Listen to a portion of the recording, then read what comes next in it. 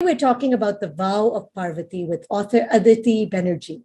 Her first novel was The Curse of Gandhari, and she's also written Hindu love stories. So we're getting kind of a theme here. I hope you guys are seeing it, The Curse of Gandhari, The Vow of Parvati, and we'll find out what Hindu love stories is also about. But what's very interesting, she's also a practicing attorney at a Fortune 500 financial services company, and she's done her executive MBA at Columbia University. So wow, wow, wow. Welcome, Aditi. It's a pleasure to have you on our show. Thank you so much for having me. I'm really looking forward to our conversation. So tell us, what is this book about? From the title, you're making it very clear, The Vow of Parvati. So we kind of are getting a hint about what this book is about, but what makes it so different? Yes, so I will just show, this is the book, The Vow of Parvati. And what this really is it's the story of Shiva and Sati and their love story. So it's a retelling of their love story sourced from the Shiva Purana and other sacred texts. And the inspiration for this actually came from a very personal space. So in 2019, my husband and I got married in a temple in the Himalayas. And that temple is called Triyugi Narayan, and it's actually the temple where they say Shiva and Parvati had gotten married. Wow. So the sacred fire from their wedding is still burning there today. And so we took our 7 steps around that fire. So it was a very inspirational experience for me. And based on that, I wanted to write almost a tribute to Shiva and Parvati because I felt like they had blessed us so much. And so I really wanted to explore the story of their love, which in many ways inspires so many of us, even today, who follow vratas and other things and seek their blessings before and after we get married. So you're very attracted to love stories, especially I can see from your collection of Hindu love stories. Tell us more about this. Oh yes, so growing up, I was always a big what you'd call like a hopeful romantic, I would say. So whether it was Gone with the Wind or Wuthering Heights or stories like that, I loved those stories.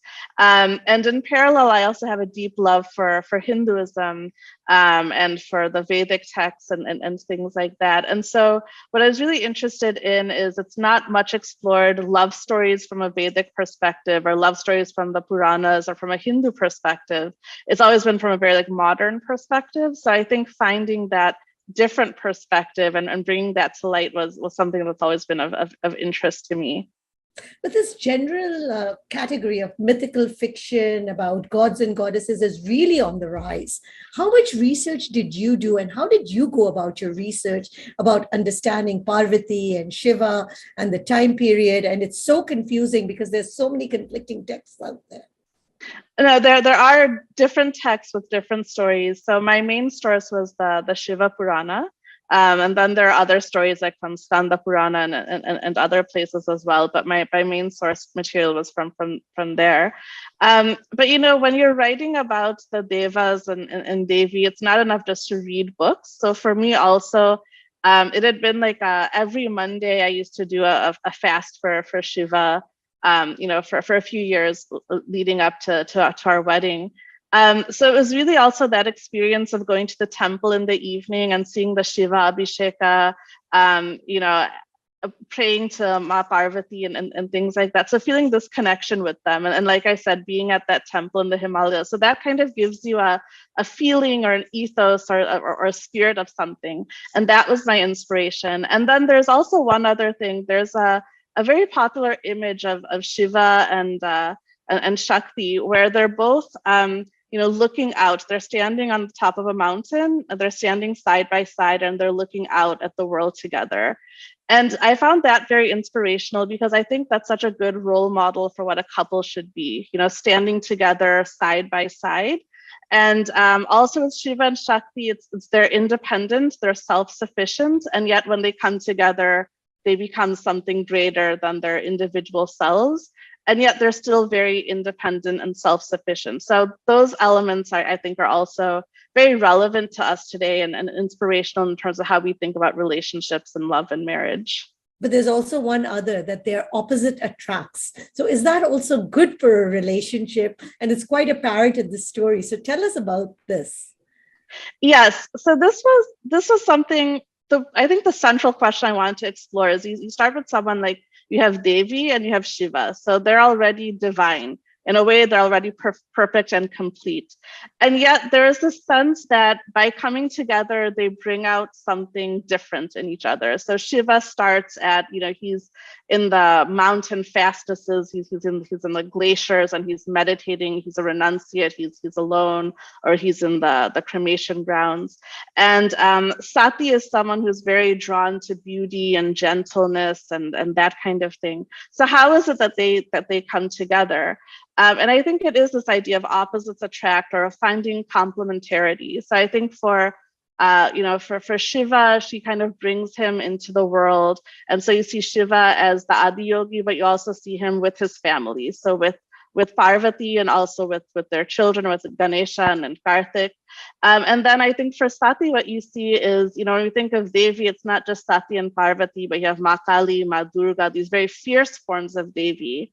And I think it's from this relationship with Shiva, or how he's able to bring out all of those other dimensions of her. And so what the book really explores is how they bring out these different aspects of each other, and together become something even greater than what they are individually, even though individually they're also complete. That's the sign of a perfect relationship, right? So that together you complement and become more than four. And I do think that's why, like for thousands of years, it's been tradition to pray, to worship Shiva and Shakti, for so to take inspiration in our own relationships, because some of the things they go through are very almost human-like problems. So you have Karthik, who becomes unhappy with them, and he goes away. You have Sati's father, who creates problems with them, and then they actually are separated for millions of years because of what happens at the Daksha Yajna. So you have these things which almost as human beings we can kind of relate to, even although it's on a divine plane and very different. And so I think part of the meaning and part of the purpose of their story is for us to also take inspiration and learnings. So very, very useful even for today's relationships. Yes. But I was reading on Twitter and I found this very interesting. We've been fed so many lies, and women, we all know, even in most of the literary texts, have been overlooked. We do not know so much about Parvati, other than, of course, the story of Ganesh and others. What makes her character really stand out to you? I feel as Parvati, she really comes into her own. So I feel like as Sati, when she was Sati, she was kind of under the influence of her father, and then under the influence of Shiva. And then when she's born as Parvati, and she makes this vow that she is going to win Shiva's love. And then, one of her names is Uma, and her mother is saying, don't go. And that's where her name Uma comes from. So as Parvati, she really takes, control of her life, and she has this resolute will that even when that she's going to win over Shiva, and she's going to determine who she is and what she'll become. And I think also this idea that, of having different aspects. So sometimes I think as women, we think there's an ideal what a woman should be. And oftentimes that's defined by men. But I think in Parvati, what you find is, like, from Parvati, you have Gauri, but you also have Ma Kali, you have all the forms of Devi, going from, like the old crone to the fierce warriors to, to the child form of Devi, and all of that comes from her. And I think that's very inspirational, and it's also inspirational for us to find and connect with different aspects of ourselves. Beautifully said. How did your interest develop in Vedic literature? So I would say as a child, I'd always been drawn very much to Krishna. And I would try to read whatever I could get, but it was very difficult. At that time, you didn't have like English translations of the Mahabharata, the Ramayana that were very accessible, or the Puranas or things like that. So I always just wanted to read more. But then whatever I could find was very, very little. So it did two things to me. One, I was drawn to that, but the other was I had this thirst for more than that was out there. I also remember the first time I went to Vrindavan, when I was about 12 years old. I went with my grandmother, and it was just a very special experience. And so from there, I was drawn to Krishna, and then to learning about Hinduism. Growing up in the West, it was it was very helpful to have yoga and meditation because, growing up as a minority, sometimes you felt like out of place, or so you felt like you didn't belong, especially in those days. I think it's much better now. And then for me, like practicing yoga, doing meditation, was really like a refuge and a way for me to, to get stronger and to feel like I had a home. Very nice. But you're also an attorney. So how do you find the time to do all the research and to write? So for me, I think when something is important to you, the time manifests. It actually started for me, even as a child, like I loved creative writing. And then at a certain point, I decided, I wanted to have a stable career. But a few years ago, my father passed away. And at that time, I kind of withdrew from the world in a sense. And the one thing I felt like I had left was just writing. So I actually started writing The Curse of Gandhari at that point. And what I feel like writing does is it gives us something larger than our day-to-day life, because you're writing about a different world or about something, bigger than ourselves. And so for me, it became like a passion. And I think whether it's art or music or writing, we all need something in our life that's a passion that we just enjoy for the sake of doing that. And for me, that's what writing became. So for me, it was the way to process my grief. And then over time, also, I love my work, I love my career. But it's nice to have something like on the weekends, like I'm going to write, and it's just a different part of my brain. It's just imagination. It's just something I enjoy, and that gives my life meaning. And so I think it's really easy in life to gets consumed by errands and doing this and doing that, and then life just passes you by. But if there's something that's important to you, I think you should always just make some time for that. For me, it's even if I got a few hours a week, in a really busy week, but those few hours will make a whole week feel worthwhile. Any tips for budding writers? Because a lot of us struggle. We want to write a book. We want to write a novel. So any tips for? I think it's patience. So a few things. One is just reading a lot. Whatever genre you want to write in, just read everything you can in that genre. And then I think it's just having patience, like not expecting to have a great draft in the first draft, but just keep writing a little bit every day. If you're not up to writing it, think about your story.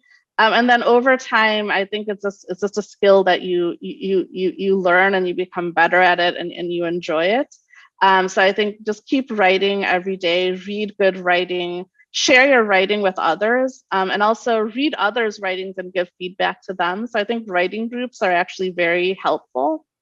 And there are a lot of books and classes and things like that are out there, but I think the main thing is just to keep writing and trust in it. And when you do, it'll just become, you'll become a better writer over time. That's so nice. And what's next for you? So we've got the Vow of Parvati, got the Curse of Gandhari. You got to tell us what Hindu Love Stories is about before you tell us what's next for you. So Hindu Love Stories was something, Valentine's Day was coming up. So there's a few months before then. And I was like, whenever Valentine's Day comes up, people are always looking for love stories. I know I'm always looking for love stories. But all the love stories we get are from kind of like this very modern, Western kind of, sounds like fairy tales kind of things. I was thinking, well, what about Hindu love stories? Because in our Puranas, we have so many, stories, and some are lesser known, some are more well known. And what is the Hindu view on love? Because I think nowadays we kind of think of Hinduism almost as being like a renunciate type of religion, but it's not that. Like most of our rishis had wives, for example. And I think a lot of that knowledge or appreciation has been lost. So, like Kama is one of the 4 Purushartha or aims of life. And so I really wanted to explore that. So is there like a Hindu perspective on love? And can we just, what are different stories? So it's 25, more than 25 stories taken from the Puranas and folk tales and history that just show different aspects of love from a Hindu perspective. So things like, what happens if you're separated in love? How do you like rise together in love? Stories about wooing, stories about, sacrifice, things like that. So and that all was still that relevant to today. Yes, very, very much so. I learned a lot in researching and writing that. And so for my upcoming projects, right now I'm about halfway through my manuscript on a story about Kunti. Oh, wow, very So nice. I thought it'd be nice with Gandhari and Kunti, like again, two very different characters, but they have some interesting parallels. So writing about her, and then after that, I'd like to write a book about Mirabai. So Very nice. yeah, like a historical fiction about the story of Mirabai. So, anything that you want the audience to know about this book? I would say, for me, when I read the Puranas, and now you can get the English translations, it's always very, with epic literature, it's always very terse. So you just get like a few lines and that's it.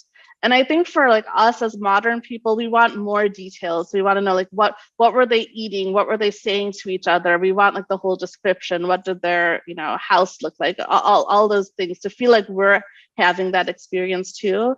And so what this book really is like taking the story that's there in the Shiva Purana and then just adapting it to a modern audience and filling in some of those details and imagining some things between the lines that weren't there, to kind of give us this feeling of connection and inspiration from that love story, that profound relationship between Shiva and Parvati.